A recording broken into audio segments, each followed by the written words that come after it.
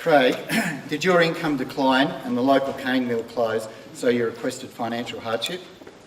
Yes, that's right, and CBA immediately refused any hardship. How many times did you approach CBA to resolve your case?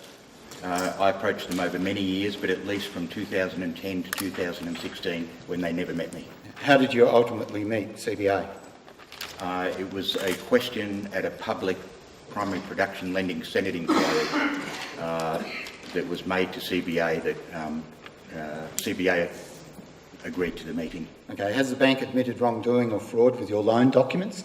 No fraud, even though my signatures have been cut and pasted, an entire loan document fabricated, and 27 items in the loan application file and not right. Okay, we're seeing some of those on the screen now. Can you afford justice to fight CBA's court action to repossess your fund? Right.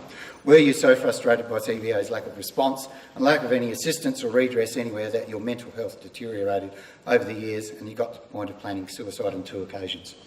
Yes, it was incredibly frustrating over 9 years and depressing that there is no redress out there. That, yes, I did get to that stage. Okay, let's just do a quick survey. Who here today is a bank victim? Could you raise your hand? Okay, and who out of you has had depression and suicidal thoughts? Just get your hands up. Okay, so you can see that there's a vast, majority of people that have gone through this wrongdoing that have had that.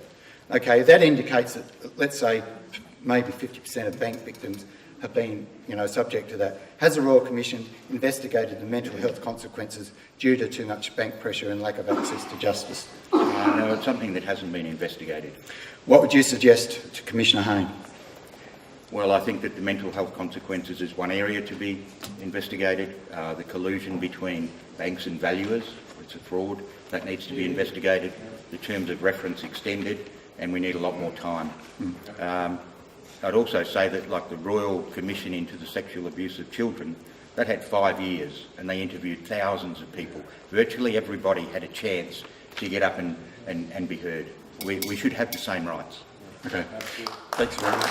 Okay, we're just going to have a bit of a quick look at some of the these are some of the frauds or documents that are happening. And this one here is Natasha Keys.